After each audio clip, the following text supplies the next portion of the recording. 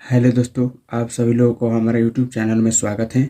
आज हम स्टार्ट करने वाले हैं क्लास 10वीं के द्विघात समीकरण के पूरा सूत्र, जो एग्जाम के लिए बहुत ही महत्वपूर्ण है। ठीक है, इस सूत्र की सहायता से हम किसी भी द्विघात समीकरण किसी भी सवाल को आसानी से हम कर सकते हैं। ठीक है, देखिए हम लोग का पहला है कि द्विघात समीकरण का मानक रूप। ठीक है, देखिए द्विघात समीकरण का मानक रूप मतलब क्या होता है। द्विघात समीकरण कोई भी समीकरण किस रूप में रहता है। देखिए इसका मानक समीकरण होता है A X square plus B X plus में सी बराबर 0। ठीक है, इसमें एक और पॉइंट ध्यान रखना है कि ए डर नॉट इज इक्वल टू 0। अगर ए का मान कभी भी 0 के बराबर नहीं होना चाहिए। ठीक है, जैसे एग्जाम्पल में देखिए लिख रहे हैं कि एक्स स्क्वायर प्लस में 5x प्लस में 6 बराबर 0।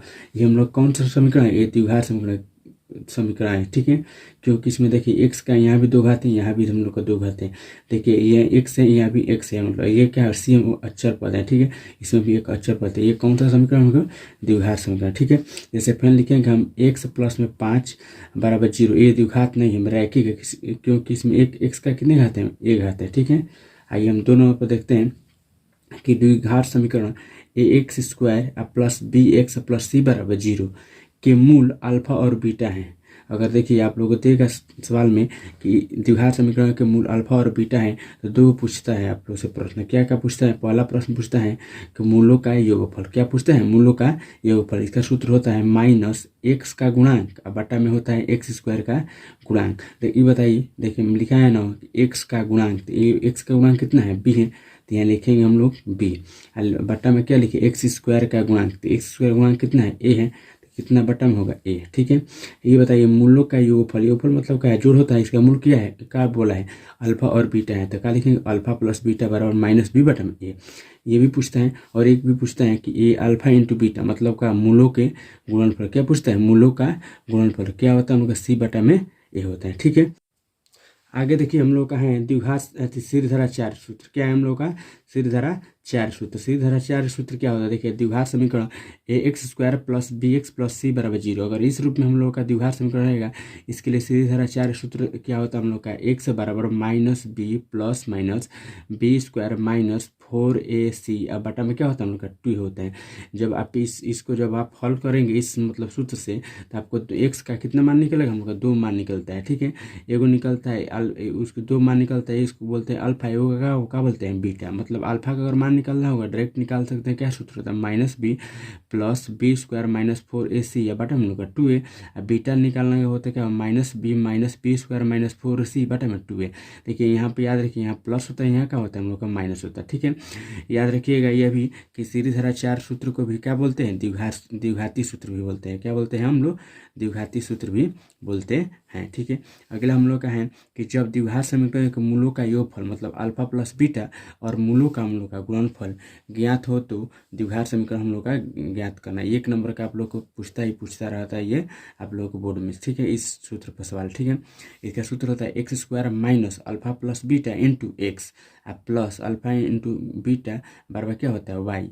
मतलब इसको हम हिंदी में बोल सकते हैं क्या, एक्स स्क्वायर माइनस मूलों का योगफल इंटू एक्स प्लस मूलों का गुणनफल बराबर क्या होगा, हम लोग का 0 होगा। ठीक है, अगला हम लोग का सूत्र है द्विघात समीकरण का विविधकर ज्ञात करें। क्या हम लोग का, द्विघात समीकरण का विविधकर ज्ञात करना। तो याद रखिए द्विघात समीकरण A X square plus B X plus C बराबर 0 के लिए बी स्क्वायर माइनस 4ac को ही हम क्या कहते हैं, विविधकर कहते हैं। क्या कहते हैं हम लोग, विविधकर कहते हैं। ठीक है, इसे कैसे व्यक्त करते हैं हम लोग, डी से। याद रखिएगा कैसे व्यक्त करते हैं इसको हम, डी से। सूत्र होता है कि विविधकर बराबर बी स्क्वायर माइनस 4ac। क्या होता है, विविधकर बराबर बी स्क्वायर माइनस 4ac। ये बार बार पूछता ही रहता है। ठीक है, ये एग्जाम के लिए आप लोग को इम्पोर्टेंट है। क्या हम लोग का इम्पोर्टेंट है। ठीक है, अगला हम लोग का है कि द्विघात समीकरण के मूल की प्रकृति ज्ञात करना है कि मूल कैसा है। ठीक है, ये महत्वपूर्ण है, आप लोगों को परीक्षा में पूछा ही जाता है। ठीक है, देखिए नोट में लिखे हैं द्विघात समीकरण की प्रकृति उसके विविधकर पर निर्भर करती है। 1 नंबर का आपको एग्जाम में पूछेगा कि द्विघात समीकरण की प्रकृति किस पर निर्भर करती है, तो क्या बताएंगे आप लोग कि विविधकर मतलब क्या है, बी स्क्वायर माइनस 4ac। जहाँ भी आप लोग को विविधकर मिले समझिएगा क्या होता है, बी स्क्वायर माइनस 4ac होता है। ठीक है, आगे देखिए अपने कोई चार्ट हम बनाए हैं, यहाँ लिखे हैं विविधकर, यहाँ लिखे हैं मूलों की प्रकृति। जैसे देखिए अगर पहला हम लोग का पहला हम लिए हैं कि D is greater than zero, अर्थात धनात्मक तथा पूर्ण वर्ग हो तो, मतलब का अगर डी के मतलब क्या होता है विविधकर का मान अगर जीरो से बड़ा हो, अर्थात क्या हम लोग का धनात्मक हो और क्या पूर्ण वर्ग हो। जैसे देखिए 25, अगर आप लोग का डी का मान अगर 25 आ जाएगा तो समझ जाइएगा उसका मूल की प्रकृति क्या होगा, वास्तविक परिमेय और क्या होगा, असमान होगा। क्या होगा मतलब वास्तविक परिमेय और असमान होगा, याद रखिएगा। ठीक है, हम लोग 2 नंबर है कि D is greater than zero, अगर डी का मान हम लोग का है जीरो से बड़ा हो, अर्थात का धनात्मक हो तथा पूर्ण वर्ग न हो। इसमें पूर्ण वर्ग हो, इसमें क्या है पूर्ण वर्ग न हो। तो हम लोग का मूल जैसे हम लोग जैसे एग्जाम्पल बता रहे हैं आप लोग को, जैसे हो गया हम लोग 17 में का पूर्ण वर्ग संख्या नहीं है ना, तो ये हम लोग का पूर्ण वर्ग न हो तो क्या होगा वास्तविक अपरिमेय और क्या होगा और समान होगा। क्या होगा हम लोग का वास्तविक अपरिमेय और हम लोग का समान होगा। ठीक है, 3 नंबर हम लोग का है कि D is less than zero, अर्थात ऋणात्मक हो, मतलब का डी का मान अगर जीरो से छोटा है या का हो ऋणात्मक हो तो इसका मूल क्या होगा मतलब अवास्तविक, अर्थात वो काल्पनिक होगा।